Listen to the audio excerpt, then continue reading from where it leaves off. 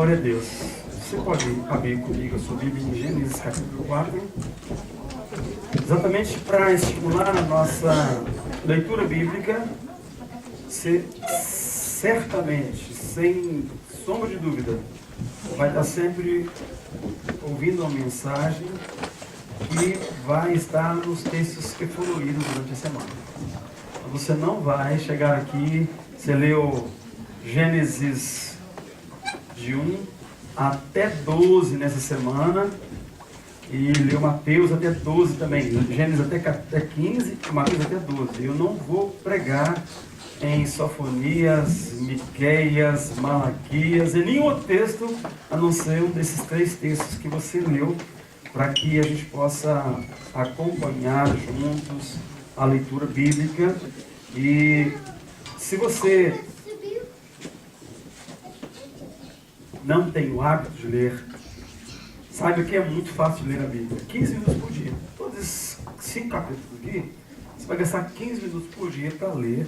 E em 15 minutos por dia você vai ler a Bíblia toda durante o ano. E é uma disciplina, a leitura bíblica é uma disciplina. É uma matéria, é uma área em que cada cristão precisa crescer. E se é uma disciplina, precisa ter disciplina. E se é uma matéria, ontem tinha uma piada que eu não entendi muito bem, o negócio de tomar bombas, de não passar de ano, eu não entendi. Isso eu peguei pela metade. Mas aí, alguém concluiu lá, no meio da piada, que eu nem sei bem como é que era, nem com quem que era, tem a minha desconfiança, que crente não pode ter esse negócio de tomar bomba, não. Verdade. Então, é mais ou menos isso. Você precisa ter disciplina, precisa de se esforçar um pouco dentro daquilo que você deseja para você, que é crescimento como servo de Deus.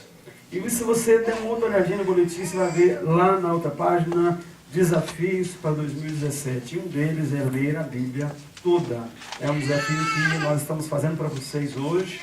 Vamos terminar orando por esses desafios, orar, ler a Bíblia toda, participar de um pequeno grupo e participar dos treinamentos, além de uma coisa tão óbvia, contribuir, porque nós vamos escolher Jesus como nosso Deus, ou Mamon como nosso Deus, e a resposta vai estar na sua atitude de fé, que vai refletir diretamente na vida da igreja, nos projetos da igreja, no que Deus quer fazer, porque Deus não vai usar outra pessoa, a não ser você e eu, para que os projetos que Ele tem para nós se realizem. Então, é isso.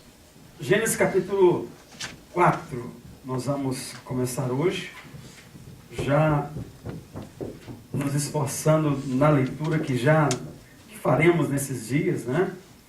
Gênesis capítulo 4, versículos 6 a 7, é o texto para nossa meditação e crescimento nessa noite. Gênesis 4, versículo 6 e versículo 7. Um diálogo muito interessante para a gente poder aprender com ele. Diz assim o texto: o Senhor disse a Caim: por que você está furioso? Por que se transtornou o seu rosto? Se você fizer o bem, não será aceito? Mas se não o fizer, saiba que o pecado o ameaça à porta. Ele deseja conquistá-lo, mas você deve dominá-lo. Outra versão diz: o pecado está à porta do seu coração. O seu desejo será contra ti. Cumpre a ti. Vamos orar mais uma vez? Feche seus olhos. Peça a Deus para falar no seu coração. Peça a Deus para que, de alguma forma, o seu coração seja aberto agora para a palavra que Ele tem para você. Tem um chamado, tem um batido na porta, e Deus te dá hoje uma bina. Você consegue saber quem está ligando para você. Você consegue, no olho mágico, saber quem está do lado de fora. Deus te dê graça nessa noite. Peça a Deus graça nessa noite, para fazer uma boa escolha para quem abrir a porta do seu coração, de Jesus. Amém. 2 chamados e uma resposta.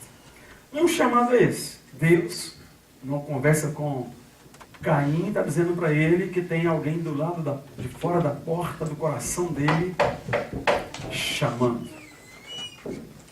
O pecado está à porta do seu coração e o seu desejo será contra você. Cumpre a você resolver essa questão. Abrir a porta ou não, deixar entrar ou não, ficar ali na porta de namorinho com ele, fechar a questão definitivamente, mas o pecado está na porta do seu coração. E nós encontramos Caim depois, muito um dia parecido com o de hoje. Como é que é o dia de hoje? Depois de um grande movimento. Tanto movimento nessas 2 últimas semanas, final de semana passado, esse final de semana, por causa do Natal, por causa do Ano Novo, tanto movimento. Caim veio de um momento de muito movimento na vida dele. Eu poderia dizer que foi, quem sabe, depois de uma festa de Ano Novo. O certo é que ele investiu muito naquele final de semana, ele investiu muito no que aconteceu na vida dele anteriormente, e quando nós investimos muito assim, nós também esperamos muito. E muitas vezes, como Caim, ficamos com muita raiva e muito frustrados. Mas o que acontece depois do Ano Novo? Isso vale para todo mundo. Os fogos se calam, a música desaparece, o cheiro da comida também, o que sobra fica ruim, porque um dia, 2, 3 depois, o cheiro já não está bom mais. Se bem que na casa da Bia deve ter comida ainda, porque ela serviu o doce depois que nós saímos. Não sei por que foi assim. Mas, esse foi o Fabrício que pediu, mas o doce foi servido depois que nós saímos. Deve ter ainda doce lá, porque eu não vi. O certo é que as luzes se apagam e o Ano Novo começa. Todo mundo vai para casa, eu dei um exemplo ontem, foi para casa. Alguns não entenderam o exemplo, ficaram lá até hoje de manhã. Mas, passado o barulho, passado tudo isso, queridos, sobra o óbvio. Algumas contas não tem que pagar bem depois de amanhã, porque amanhã é feriado, né? É feriado amanhã? Amanhã é feriado, e nós temos que nos aquietar e lidar com o óbvio. E o óbvio, queridos, ele às vezes ele é muito irritante. O óbvio, por exemplo, a conta está atrasada, e a minha esposa chega e fala assim: você não vai pagar essa conta não? É tão óbvio isso, mas não é o que ela fala, me irrita profundamente. Por quê? Porque é óbvio, já devia ter sido paga realmente. Nós ficamos com 2 telefones lá de Toronto para cancelar. E todo dia ela me falava: cancelou o telefone? Cancelou o telefone? Você cancelou o telefone? Cancelou o telefone? Desde que chegamos aqui, desde o dia 11, o telefone deveria ser cancelado. E ele foi cancelado, graças a Deus, ontem de manhã. Que coisa mais óbvia. Eu estou pagando conta de 2 telefones lá na Ontário. Já temos 2 telefones aqui. Tinha algumas coisas, né? Eu tinha que ligar para a moça aqui, me falar em inglês ou em francês. Eu tinha que escolher. Eu perguntei: não pode ser em português? Não. Sabe, entendeu? Não. E eu tinha que falar numa outra língua, que não é a minha língua materna, para convencer o sujeito que eu não vou pagar eles mais, para dizer para eles: por favor, encerra, não me manda mais essa conta. Isso não é fácil. Se fosse para pedir uma linha nova, eu podia falar em chinês, em mandarim, que ela mandaria, e ela seria muito, muito gentil comigo. Mas para terminar uma conta, irmãos, aqui é igual no Brasil, a coisa não é tão fácil assim não. Fazer reclamação, terminar uma conta, mas é óbvio, o óbvio mexe na nossa ferida. Seu inglês não é tão bom assim. O óbvio mexe na nossa ferida. O Fabrício escondeu doce de mim ontem. O óbvio mexe na minha ferida. Eu marquei um horário com o moço e ele chegou meia hora depois. Eu fiquei com muita raiva dele. E eu odeio o confrontador. Na hora do chefe, fala: por que você está com raiva? Não estou com raiva não. Estou com raiva não. É que ela falou 10 vezes daquela conta. Precisa falar 10 vezes? Você cancelou. Não, mas ela falou 10 vezes. Mas você cancelou. Mas ela falou 10 vezes e eu vou gritar mais. Quando eu sou confrontado, mexe na minha ferida. E o confrontador, que se cuide.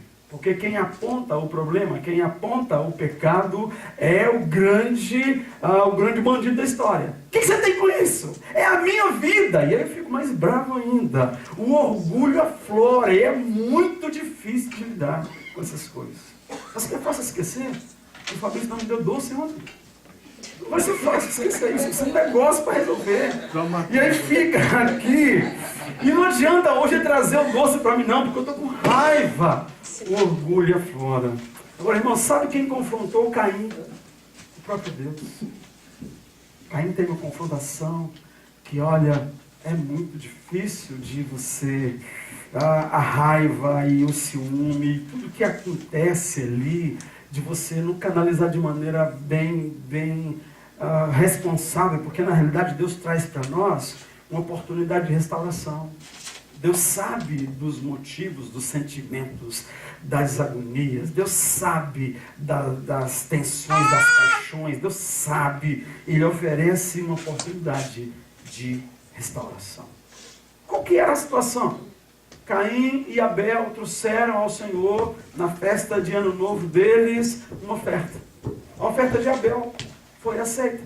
A oferta de Caim não foi aceita.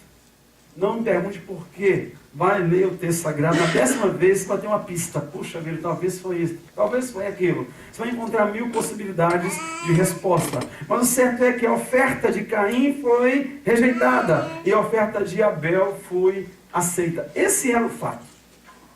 Isso gerou nele a raiva. Aflorou nele uma raiva tão grande que Deus, percebendo onde é que ia dar, vem confrontar.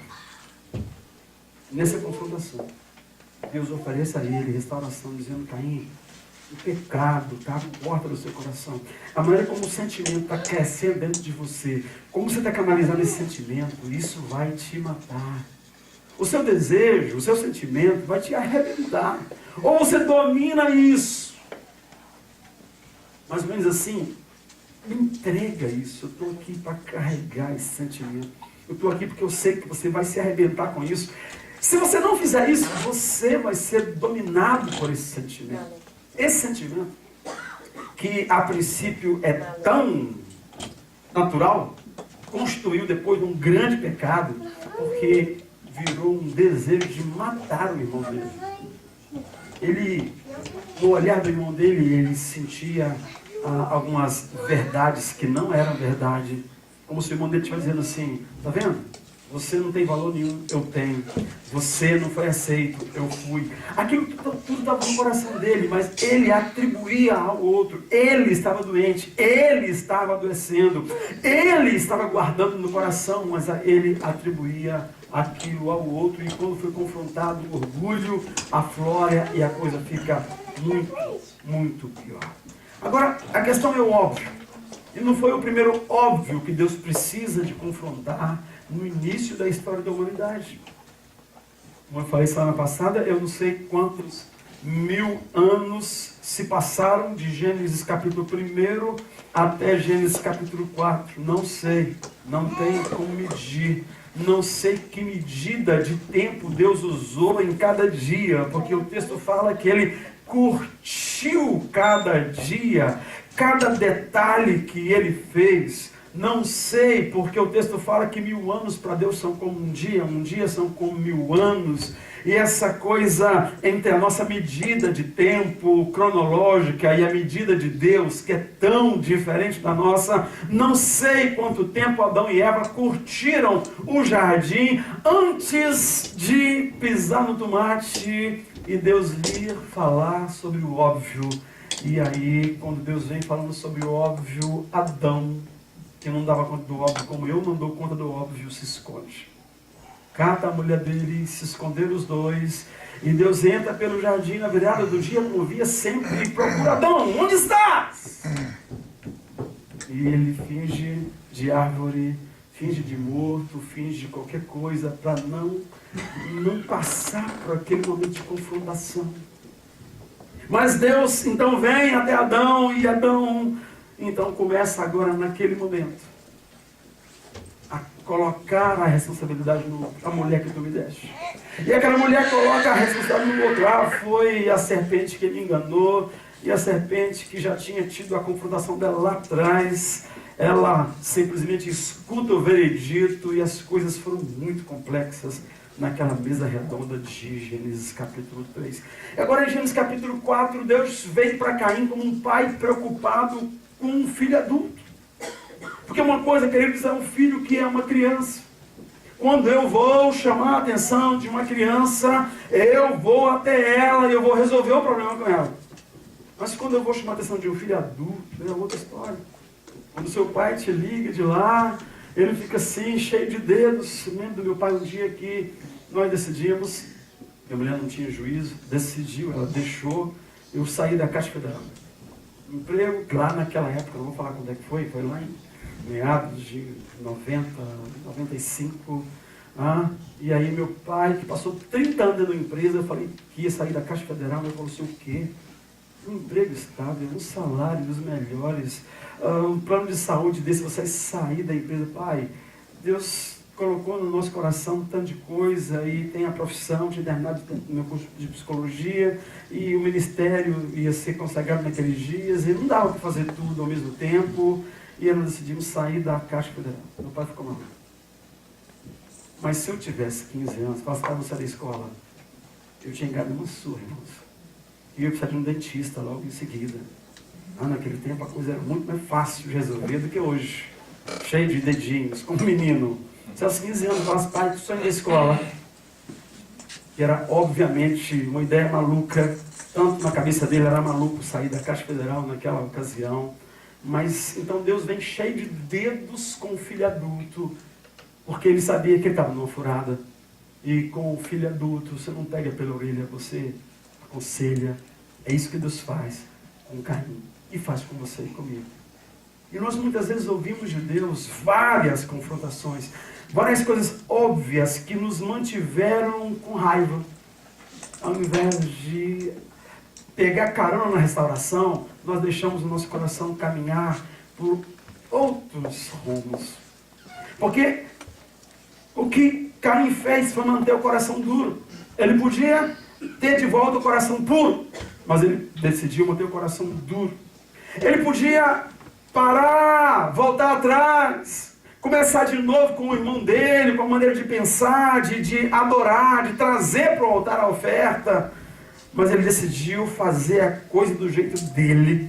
E ele decidiu uma coisa que nós decidimos na maioria das coisas que fazemos. Eu tenho razão. E a minha razão é mais importante do que meu relacionamento com meu irmão, meu relacionamento com Deus. É mais importante do que o bem da humanidade, porque foi isso que Adão e Eva fizeram lá atrás. E agora Caim tem a mesma atitude. Ele poderia também assumir o erro, voltar atrás, ir atrás do irmão dele e falar assim, meu irmão, olha, você não tem nada com isso, te tratei mal nesses dias, tenho te evitado, tenho agredido você, mas sabe por quê? Porque no meu coração tinha um punhado de coisa que eu deixei o diabo plantar. E meu coração estava com muita raiva de você. E eu quero restaurar a linha de comunhão, de relacionamento com você. Mas isso dói muito. E nós preferimos então nos afastar. E quando nos afastamos, queridos, nós vamos deixando o diabo encher o nosso coração de outras possibilidades. Deus só tem essa possibilidade, restauração. Mas o diabo tem outras possibilidades muito interessantes. E Caim, então, foi com o coração cheio de um tanto de coisa, ouvir aquelas possibilidades. O que Deus disse para ele foi, Caim, o pecado está à porta do seu coração. O seu desejo será contra ti. Cumpre a ti dominar. Quando ele se afasta de Deus, o ciúme aumenta. Deus é puxa-saco daquele meu irmão. Por que aceitou a oferta dele e não a minha? A inveja ficou presente ali. E ela vai justificando o sentimento dele. E ele tem que mentir. E a mentira vai fazer parte da resposta que ele deu a Deus na outra conversa que eles tiveram.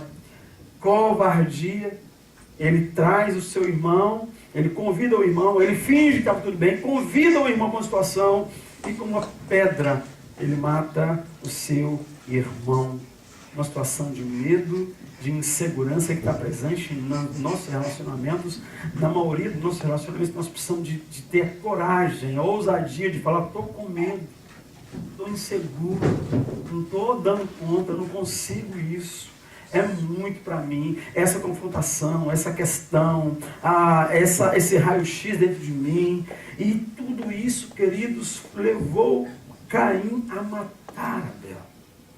Nós encontramos aquela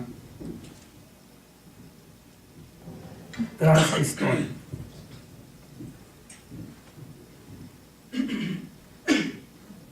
A trágica final dessa história, quando essas características que muito nos representam, sendo desembalada do coração de Caim.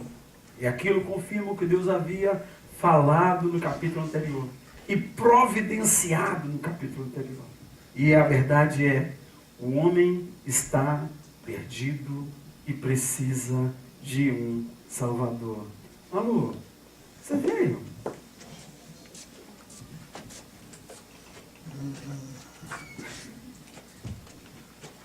O homem está perdido e precisa de um Salvador.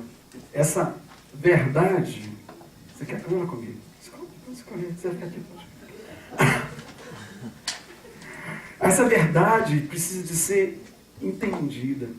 O que o Senhor fez no capítulo anterior, quando Ele olha para Adão, olha para Eva, olha para o diabo representado na serpente, olha para aquela situação que foi criada, que foi gerada, irmãos. Situação que o homem não foi compreender tão cedo e até hoje não compreende. Deus havia dado a eles uma responsabilidade. A responsabilidade de ser livre. A responsabilidade de ser adulto. De amar de verdade. Como falamos semana passada. E essa responsabilidade deu a eles o privilégio de poder escolher. De poder escolher. Continuar fazendo bem, recebendo bem, ou fazer o mal. E a coisa é tão absurda que deixa-me lembrar para vocês uma outra maneira de entender o que aconteceu em Gênesis 3. Imagina, você chegou num lugar e que tinham 1000 cadeiras. Aqui tem 60 e poucas cadeiras. 1000 cadeiras, todas acolchoadas e muito confortáveis. E você ouviu simplesmente uma orientação: olha, 999 cadeiras estão ótimas, senta e fica à vontade. Mas tem uma cadeira que não pode sentar não, porque se você sentar você vai cair. Ela está toda quebrada. Se você sentar você vai cair. Imagina que entre 999 cadeiras, aquele casal, se fosse um casal, decidiu sentar naquela cadeira. Na hora que eles fizeram isso, não era um ato em si, não é o ato em si, é a atitude. Ou eu vou continuar debaixo do domínio, do amor e do cuidado de Deus, ou eu vou fazer da minha maneira. Ou eu vou, como Caim, agora. Ou eu vou deixar Deus cuidar de restaurar o meu coração. Ou eu vou deixar que esse homem que é inveja, o medo e insegurança dominem profundamente e minem a minha alegria e matem o meu irmão e roubem a minha paz e a minha liberdade. Foi isso que fizeram lá e por tabela toda a humanidade que estava ali representada caiu. Toda a humanidade caiu. Era uma cadeira sem fundo que dava para um buraco que estamos caindo até hoje. Foi por isso que Jesus Cristo veio morrer. Foi por isso que naquele momento o texto sagrado fala que Deus mata um animal, do couro daquele animal faz roupa para os seres humanos, porque eles agora começam a olhar um para o outro e falam: você está peladinha, moça, você está peladão, que coisa feia, ser pelado, ser pelada também. E eles estavam nus, até ali não se envergonhavam, e agora eles tinham vergonha um do outro, tinham vergonha de Deus, e Deus então já ali pré-anunciando que haveria de haver derramamento de sangue, que haveria de ter sacrifício para que o pecado deles fosse restaurado, o coração fosse purificado. Deus mata ali um cordeiro, mata ali um animal e com a pele daquele animal faz roupa para Adão e Eva. e ele anuncia que da semente daquela mulher nasceria um que esmagaria a cabeça da serpente, e a serpente morderia ali o calcanhar, feriria o seu calcanhar, apontando para Jesus, apontando para a cruz. Essa história de Caim é também a história da humanidade. A humanidade vive fugindo de Deus, fugindo de uma confrontação com Deus, e Deus busca o ser humano intensamente, sem esperar gratidão. A Bíblia Sagrada, o que nós vamos ler juntos, é a história do amor incondicional de Deus, que passa exatamente por uma história de uma família, e depois de uma família que se transforma numa nação, para que no meio desse ambiente nós pudéssemos comemorar o Natal, como fizemos semana passada, sem esperar que essa humanidade reconheça, sem esperar que essa humanidade compreenda. Esse amor incondicional foi consumado na cruz. Depois do Natal, 30 anos depois, consumado. E aí,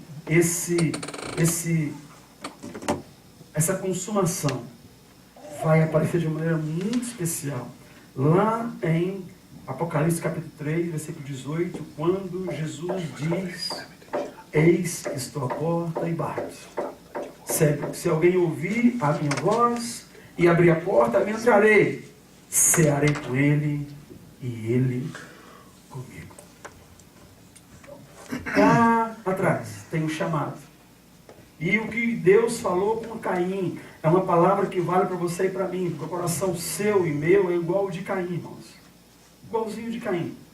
Não queremos o óbvio, não suportamos a confrontação, e todas aquelas características lá estão presentes aqui e aí no seu coração. Por causa disso que Jesus morreu. Mas agora, ele que foi colocado para fora do nosso coração, Deus foi colocado para fora do nosso coração quando o homem decidiu sentar na cadeira quebrada e continuar caindo segundo vontade e propósito do diabo. E agora ele encontra uma saída, encontra uma ponte. Jesus é a ponte, mas ainda assim, nós somos adultos, ele não nos rouba o direito de escolher. Ele vem de novo à porta. Eis que estou à porta e bato. Se alguém ouvir a minha voz e abrir a porta, entrarei, cearei com ele e ele comigo. Tem tanta coisa nesse texto para a gente pensar, para a gente entender. Se nós levarmos a sério o que está escrito aqui, nós vamos compreender que nós estaremos eternamente sem Deus se não tomarmos uma decisão de ir à porta e abri-la para o Senhor. E nós temos também que compreender que, querendo ou não, nós estamos abrindo a porta para o pecado que bate. E não temos domínio sobre ele. O que aconteceu lá acontece todo dia, de uma maneira grosseira e da mesma forma como Caim matou Abel, mas de maneira mais sutil acontece todo o tempo também entre nós. Os mesmos sentimentos acontecem, e aí nós vemos que Jesus também está do lado de fora, batendo a porta do nosso coração. E é exatamente assim que nós começamos mais um ano nas nossas vidas. Mais um ano que nós começamos. E algumas coisas óbvias nesse bater na porta vem nessa confrontação que Deus nos faz. Muito óbvias. Talvez te irrite muito. Mas são coisas que Deus te confronta e me confronta muitas vezes. Nesse bater na porta, Ele está dizendo: eu quero entrar e cear com você e você comigo. Mas eu não vou comer e cear qualquer coisa, eu vou fazer o alimento. Eu vou preparar o alimento. É muito óbvio que Ele é que vai não só entrar em nossa casa, mas reinar na nossa vida. E essas coisas nos irritam. Outras coisas que tem a ver com o desafio que fazemos aqui, que nós vemos no boletim, nós precisamos, enquanto igreja, ouvir que nesse desafio, nessa batida, ele está dizendo assim: nós precisamos ter mais relacionamento. Temos que nos relacionar mais, e tem a ver com orar mais. Orar pelas famílias da LPN, orar pelo reino de Deus implantado nesse país que Ele nos plantou, orar pela restauração do nosso país. Quanto precisamos de orar? Já falamos sobre o desafio de ler a Bíblia toda. Esse é um desafio que nós não podemos abrir mão. Nós podemos deixar Jesus lá fora dizendo assim: oh, quer me conhecer? Leia a minha palavra. Ou podemos realmente trazê-lo para dentro enquanto nós conhecemos a palavra. Mas isso também é muito óbvio para você que é adulto, que é cristão. Você sabe que precisa de ler a palavra. É tão óbvio que te irrita, porque você não deu conta de administrar a sua vida para lê-la nesses tempos passados. Uma coisa óbvia que é um desafio hoje é participar de um pequeno grupo. Estamos estudando, orando, trabalhando junto com a equipe pastoral, os pequenos grupos, e nosso desafio é que você desarme-se para participar de um, como líder dele, como vice-líder dele, como a sua casa aberta para um pequeno grupo, porque nesse contexto de Jesus dentro da casa, ele faz de cada um de nós um sacerdote. Ele faz de cada um de nós um ministro. E a nossa casa vai virar uma igreja, um lugar onde adoramos a Jesus. De maneira efetiva, com data marcada, sabendo o que vamos fazer. E é isso que queremos trabalhar nos pequenos grupos nesse tempo para frente. E isso não vai ser do seu jeito nem do meu jeito. Vai ser de um jeito que nós vamos trabalhar juntos. E nós temos que então estar nos treinamentos, reciclando cada ministério. E como falei no princípio, nos preocuparmos na contribuição. Ou Jesus ou Mamon, um dos dois será rei sobre nossas vidas. Tenha certeza disso. Se você não compreendeu, não me entendeu, é porque Jesus nessa questão está de fora ainda batendo, dizendo: opa, ou Mamon ou eu, não dá para ficar nós dois aí dentro. Escolhe, por favor. Essas coisas são confrontações para nós. Aquelas coisas foram confrontações específicas para Caim. 2017, que a gente está começando agora, irmãos, é igualzinho 2016. Igualzinho. Cada dia o pecado vai bater na porta do seu coração. Cada dia Jesus deseja estar no seu coração. Então o grande desafio, o grande sonho que nós devemos ter para 2017, que vale a pena, é o que Jesus ensinou em Mateus 6,33. Buscar em primeiro lugar o reino de Deus, a sua justiça, e todas essas coisas serão acrescentadas. Que todas essas coisas? Era uma listinha que ele tinha feito com os discípulos ali, enquanto ensinava. Tinha um tanto de coisa que naturalmente nos será acrescentada se buscarmos o Senhor em primeiro lugar, e essas coisas são as coisas básicas da nossa vida. Tem muita coisa que a gente quer acrescentada que Deus não nos dá, porque é escorpião que a gente está pedindo, e Ele não dá quando a gente pede. Mas Ele disse: todas as coisas vos serão acrescentadas. Então, em 2017, o que precisa de ser novo é a escolha, é a atitude sobre quem é que nós vamos deixar entrar nas nossas vidas. Nós temos o desafio de manter o pecado do lado de fora. O desafio de manter Jesus no trono do nosso coração.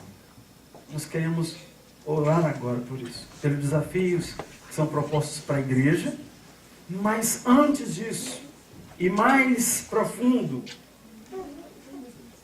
e importante desafio, de manter o pecado do lado de fora do nosso coração. Um pecado sutil, como era o pecado de Caim, levou ao pecado mais grosseiro do mundo. Agora imagine que Caim não tivesse matado Abel. Como é que teria sido a vida dele? Um inferno, meu Jesus. Se ele não tivesse mudado o coração dele. Aquele sentimento que ele guardava contra o irmão dele. Se ele tivesse sido tão covarde a ponto de não matar o irmão, a vida dele seria um inferno do mesmo jeito. Mas a vida de Caim duraria um pouco, a vida de Abel duraria um pouco mais. Nós precisamos nos arrepender de alguns sentimentos que guardamos em nosso coração. De algumas atitudes que fizemos. Alguns sentimentos que guardamos. Algumas verdades que nós achamos que os outros pensam e falam de nós.